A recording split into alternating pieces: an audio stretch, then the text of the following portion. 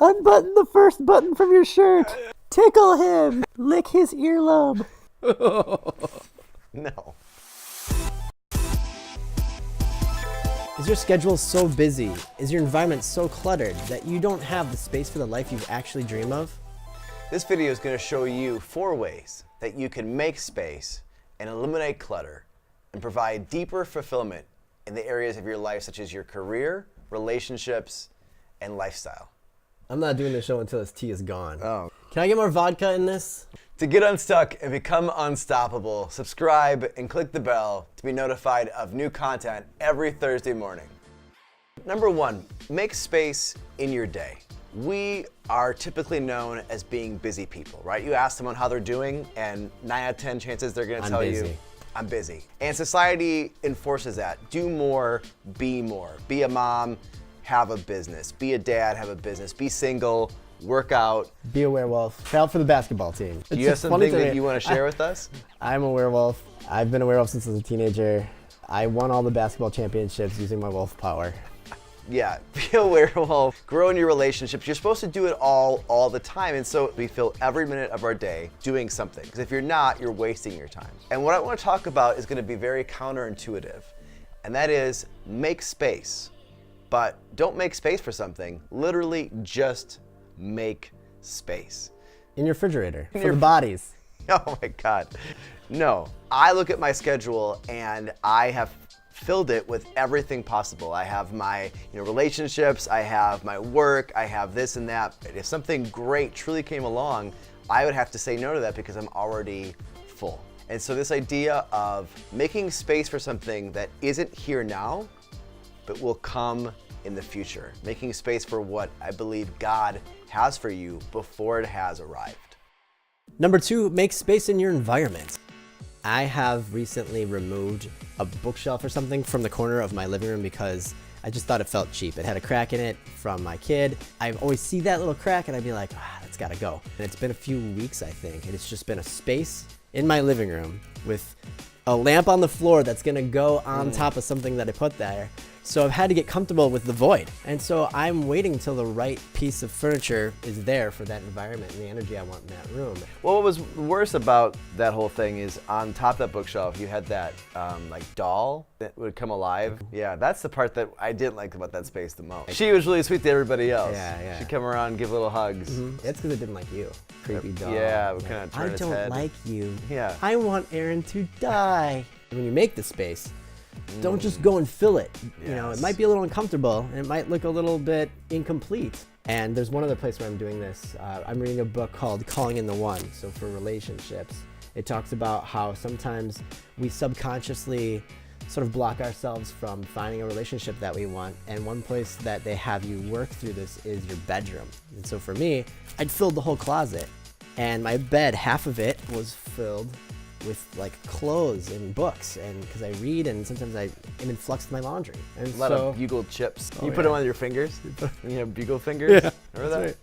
That's great. So this morning in that book, this came up. Making space in your environment was the topic for today. And this morning before you came over, I spent some time arranging my bedroom and clearing out one of the nightstands and moving all my stuff to one side of the closet. And there's a bunch of hangers, kind of making it inviting for if the right person comes along, they've got space for themselves. Bring a girl over and be like, this is where your clothes will go. I've made a space for you. That'll go over really well. You're gonna love it here. I've given you a new name. I'm gonna be calling you Annabelle. We've been waiting for you. We're gonna have a dating video up next, some dating tips from Glenn and I. They're gonna be great. What Glenn's mentioning is really at the heart of this video. And I love that you mentioned that, being comfortable with the void. That's what I think we constantly do, right? We get out of a relationship, we want to fill it with a new relationship as soon as possible. We don't replace something we don't like until we have the new thing, right? If I want to get a new nightstand, I got to keep the old nightstand that I dislike until I have the new thing. And there is something phenomenal, spiritual even, that happens when you just take something you had out and just live with just nothing there. There's something that's actually, I think that like grows us and gives us a new perspective when we see the void and we can just let it be. I think because there's something there, there's no reason often to do anything about it, versus when you do pull away that thing and you make the space, it actually causes you to change or make the change faster, rather than just being like, it's good enough for right now, at least there's something there. That's a really great point. Yeah. What do you think? We're just gonna compliment each other. Dial number 2 if you thought Glenn made a really good point. In the comments below, write down one thing in your house that you're gonna get rid of to make space. Like your husband. Number 3 is make space for what's next. There's certain chapters in our life that end. Maybe it's a relationship or a career or some part of your life that you thought you were, meant for. And when those things end or are over, it's real easy to want to step into whatever is next as soon as possible in order to ease that pain. So a classic example is a relationship. Relationship ends, and what do? You look for the rebound, right? You look for the next relationship you can get into in order to not feel that pain of loneliness. And you eat a lot of ice cream. You eat a lot of ice cream and watch Pizza. The Office. And watch The Office. Yes. And cry into your pillow. Yeah. But what typically happens by doing that is you keep yourself from being able to really, think over the past, think about how to change and learn and self-develop, so that when that better thing comes along, you're actually more ready for that. And that goes again with careers or any other part of your life.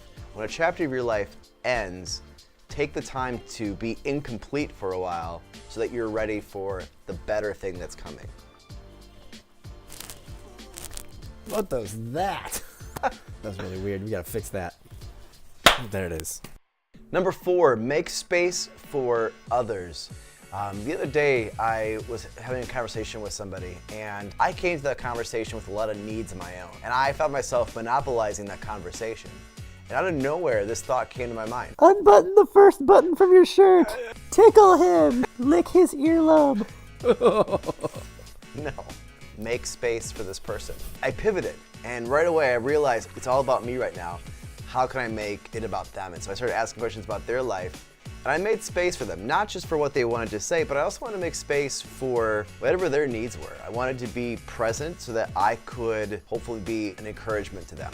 I've also had to practice this making space for my children, because we're doing this business, I work a day job, I volunteer at church, I do a lot of different things. Sometimes when we become successful in some area of our life, it brings new opportunity, and the problem there is not so much how to say no or feeling bad about saying no. I can do that all day. It's, these are all great opportunities. I want to say yes to all these things. And so we have to figure out what our values are. And my values right now are doing this show and having quality time with my kids. And so if any new opportunity comes my way, saying yes to that, I have to realize, means saying no to some part of being fully present in those 2 priorities that I've set for myself. In the comments below, tell us, what do you want to make space for in your life? More cheese bread. A pony? Cheese bread. And a pony. Is cheese bread the same thing as garlic bread? Because that's what I really mean. No. Okay. Make space in your cabinet for more cheese bread. Wait, you don't keep cheese bread in the cabinet. It goes in your freezer. Keep What kind of space. animal are you? I'm a teenage werewolf. Yes. We've got a special request this week. Please like the video and share it with your friends. If you haven't already done so, subscribe to this video and leave us a comment. All that activity, it gets shown to YouTube and their algorithms or however that stuff works, and they notice all the activity and they go, oh, this must be a relevant, helpful, valuable video, and they start promoting us out to the world, and we become rich and famous. Kidding. But it's very helpful for us to grow. And so if you do that, we will love you forever. You'll be our best friend. Yes. I can't use this bit so good. No, it's so sad. You just have to think so funny. I think we You will never hear I it. think you should just see this. We can't use I it. can't tell you what I just said. Oh my god. Oh, sorry guys. Oh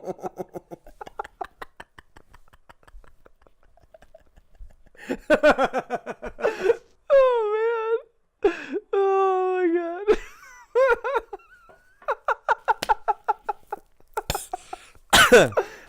I think I peed a little.